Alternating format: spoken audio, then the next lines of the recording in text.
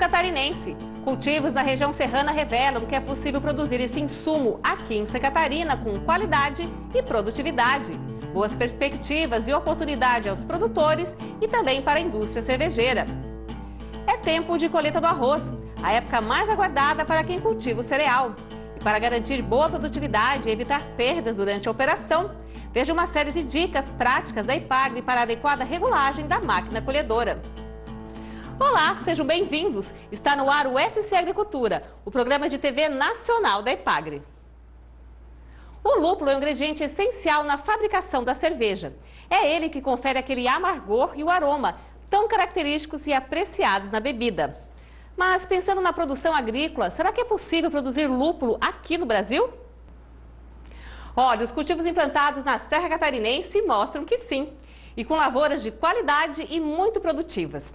Uma parceria entre a Ipagre, Ambev, Udesc e a startup Maneje Bem traz aí uma oportunidade para a agricultura familiar e que pode gerar mais renda, mais competitividade e desenvolvimento no campo. É o que você confere agora na reportagem. Uma cerveja para chamar de nossa, 100% catarinense, com todos os insumos produzidos no estado. Sim, isso é possível e a tendência é ampliar ainda mais o mercado. A demanda por insumos essenciais na fabricação da cerveja cresce a cada ano. Um deles é o lúpulo, o ingrediente responsável pelo amargor e pelo aroma da cerveja. Com o crescimento do mercado das cervejas artesanais, o lúpulo passou a ser conhecido no Brasil e valorizado. Para atender a demanda, produtores apostam no cultivo, já que a indústria cervejeira importa praticamente 100% do lúpulo utilizado nos processos produtivos. Com o projeto Fazenda Santa Catarina, o cultivo do lúpulo ganha espaço e credibilidade no campo.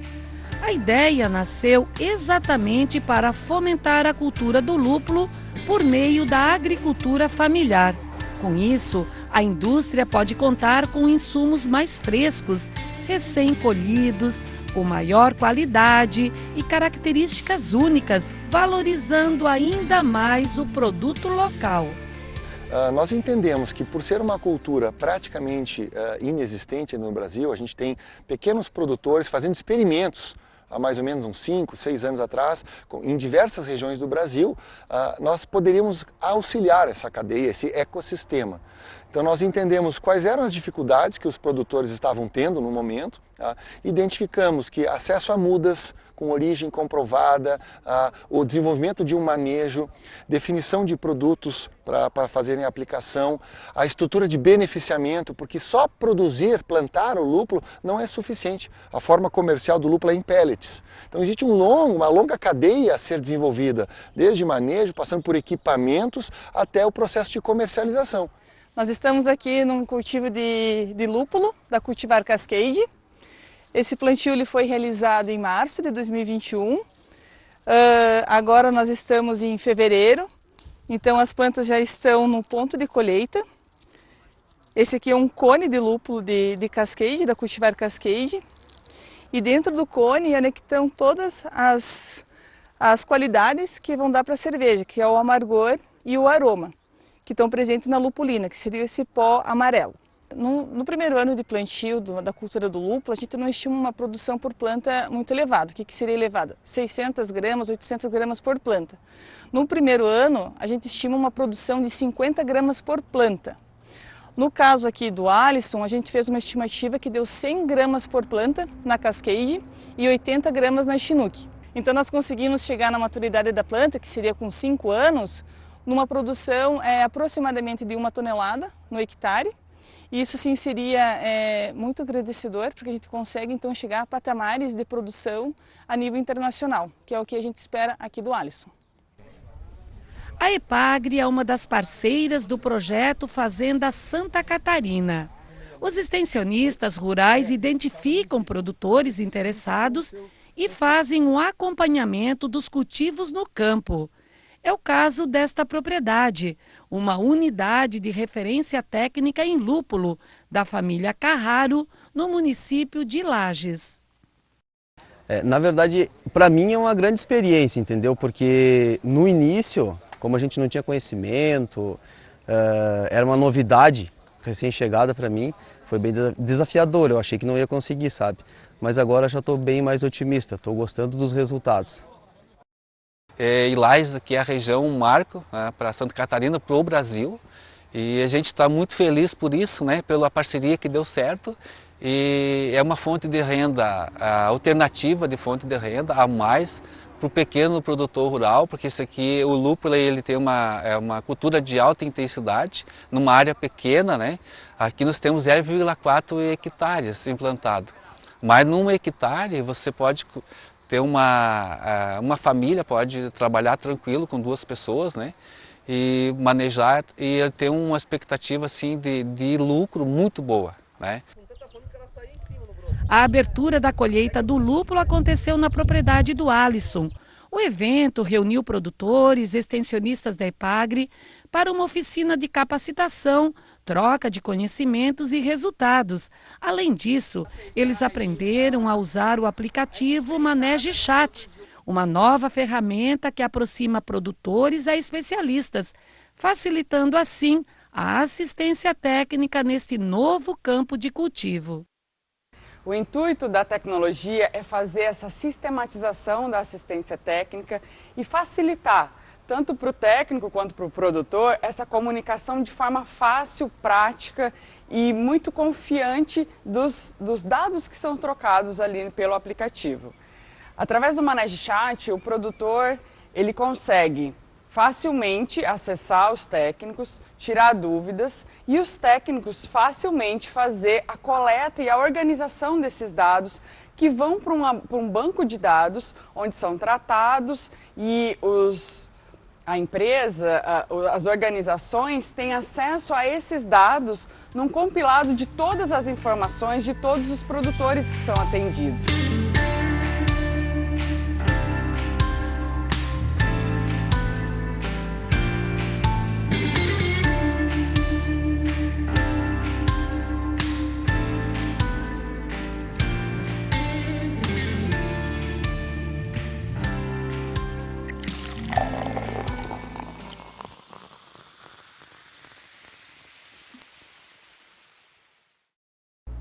E olha só, os trabalhos com o lúpulo são tão promissores que a Epagre tem pesquisa na área, envolvendo a seleção dos melhores cultivares.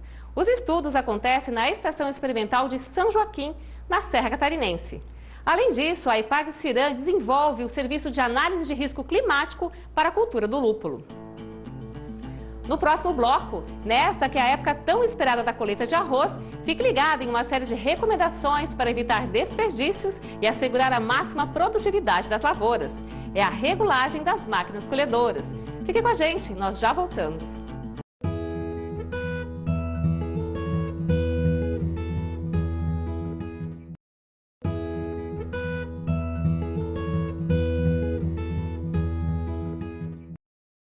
Na semana passada, você viu aqui no SC Agricultura a abertura oficial da colheita do arroz em Santa Catarina, evento que aconteceu na Estação Experimental da Epagre em Itajaí.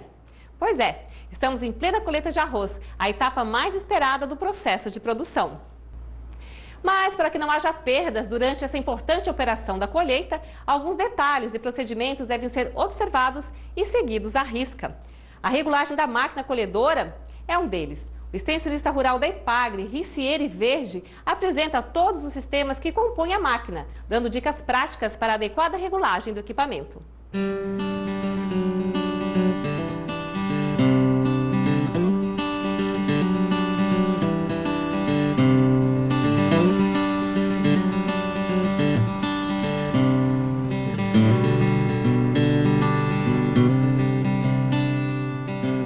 Agora vamos caracterizar a máquina colhedora.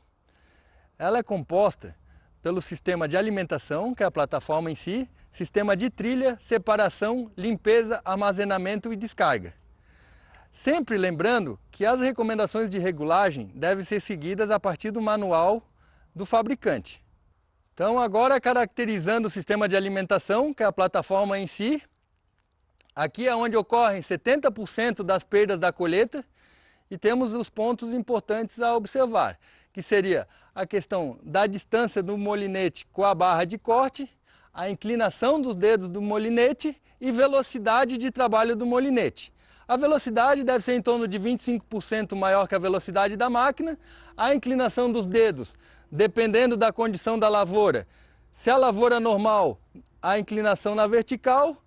E se a lavoura acamada, ela tendo uma inclinação um pouco mais agressiva para o encaminhamento do material na barra de corte e alimentação do caracol. A questão da barra de corte, nós temos os dedos e as navalhas. Aqui, de forma prática, uma regulagem ocasional, a gente pode estar usando uma chapinha que é mais ou menos de 1 milímetro de espessura, onde vamos estar verificando a folga entre o dedo e a navalha de corte. Passando essa chapa entre o dedo e a navalha, está ok, que vai ser onde vai proporcionar um corte com menos agressividade e menos degrane da cultivar. Temos também os dedos do caracol, ou rosca sem fim. Esses dedos do caracol é os que irão encaminhar o material para a esteira alimentadora. Essa folga do dedo com o fundo da plataforma deve ser em torno de 1 dedo. Lembrando sempre de seguir as orientações do manual do fabricante. A distância da rosca do sem fim, a gente pode estar usando de forma prática também, para estar evitando que ela pegue no fundo da plataforma, uma chave atravessada, sendo que se ela passar embaixo do final da rosca e a plataforma, ela vai estar ok para o trabalho. Outra regulagem importante é o distanciamento do raspador na rosca sem fim, que a gente pode estar fazendo de forma prática, da mesma forma que fizemos com o fundo da plataforma, a gente passa a chave entre a rosca e o raspador, para não ter, para que o material que venha a ser encaminhado pelo sem fim volte para o molinete acarretando em perdas. Seguindo para a alimentação do sistema de trilha, aqui nós temos a parte garganta ou pescoço. Ela é composta pela esteira de alimentação. Os pontos a serem observados aqui é a velocidade dessa esteira para ter uma alimentação proporcional à admissão do cilindro. A folga dessa esteira, ela não deve estar completamente esticada, ela deve ter uma certa folga para não trabalhar com desgaste. E também a altura na entrada, a altura do eixo na entrada do pescoço. Aqui para o arroz ela é na altura mais próxima ao fundo do pescoço. Quando se colhe milho, essa altura pode ser um pouco maior. Seguindo os sistemas, passamos para o sistema de trilha em si. Aqui é onde acontece 90% do degrane do material para ser encaminhado aos outros sistemas. Esse cilindro, ele é composto por barras e essas barras possuem dedos, os quais em trabalho,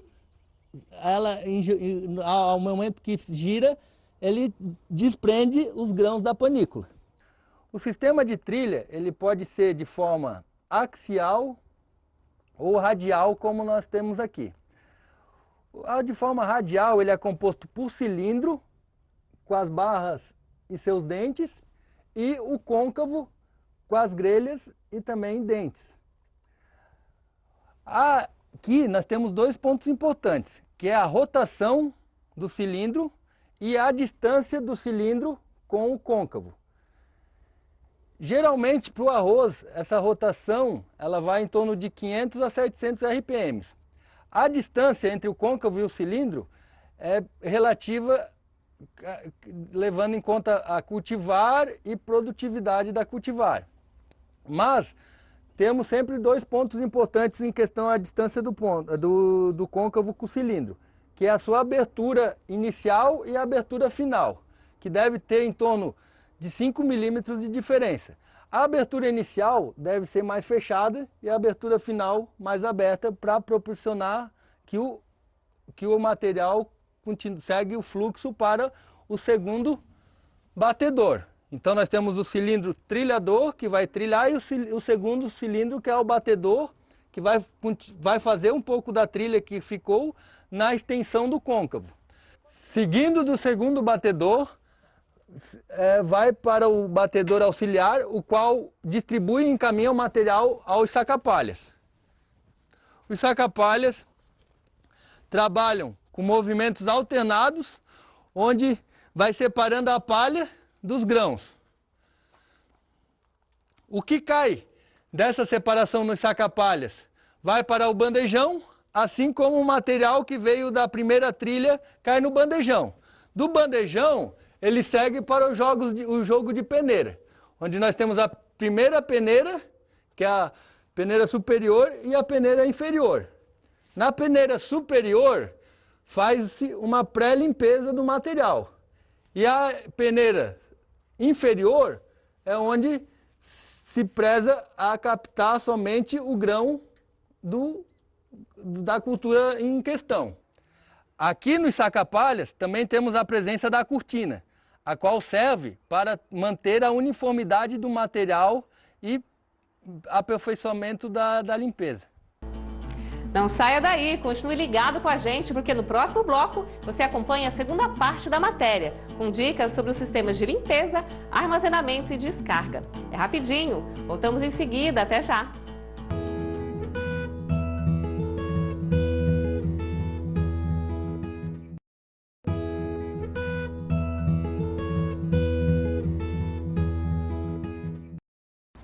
Estamos de volta com a segunda parte sobre o vídeo especial falando sobre a regulagem da máquina colhedora de arroz. Agora, conheça os detalhes dos sistemas de limpeza, armazenagem e descarga da máquina. Funções importantes para garantir a máxima eficiência do equipamento e maior tempo de vida útil. Acompanhe.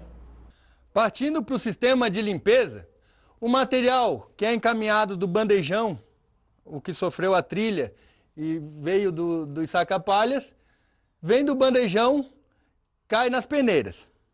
Aqui nas peneiras, a gente tem a ação do ventilador, que é muito importante para estar proporcionando a limpeza.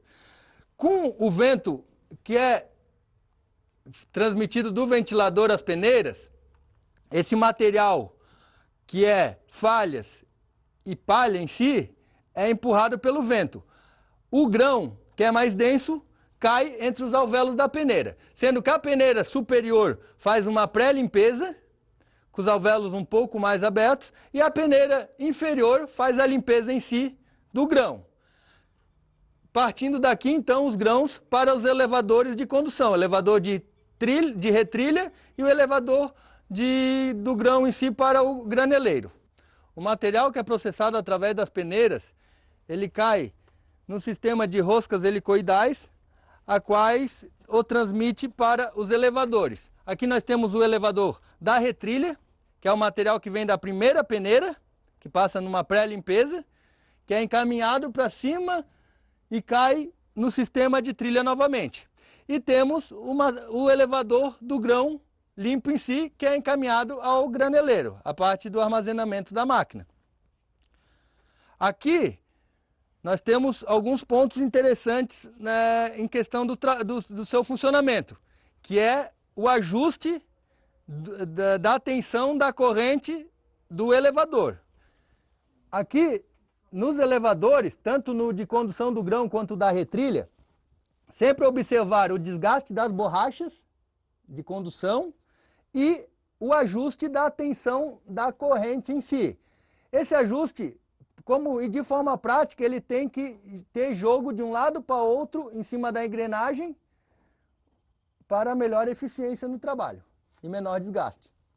No caso dessa máquina, ela possui os sensores, tanto na parte da peneira, que é a limpeza, quanto na parte dos sacapalhas, que é a separação dos grãos em si.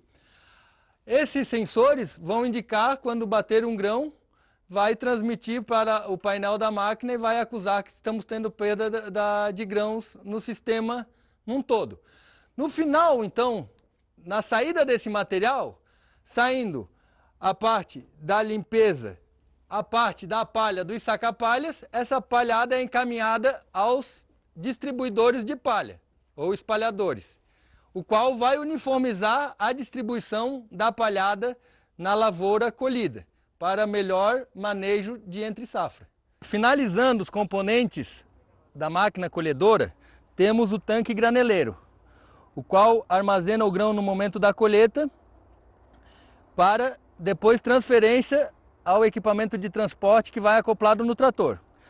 Com pequenas observações no tanque graneleiro, nós podemos estar identificando a qualidade que está vindo o produto. E a partir dessa identificação, podemos estar aferindo algumas regulagens no sistema de trilha e limpeza da máquina. Sendo que a aferição, quando observamos impurezas, elas são feitas tanto no ventilador quanto na abertura dos alvéolos da mesma. Ou aumentando o vento para diminuir as impurezas, ou diminuindo a abertura dos alvéolos.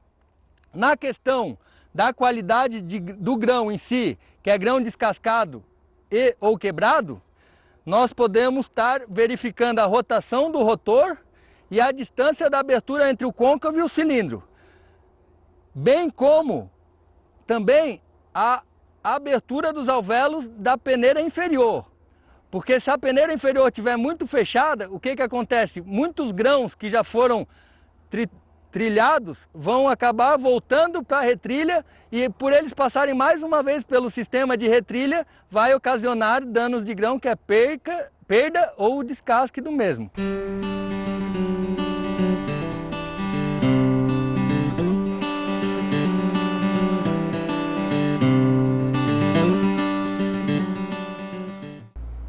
A edição de hoje do SC Agricultura está terminando, mas você pode continuar bem informado seguindo as contas oficiais da Epagre.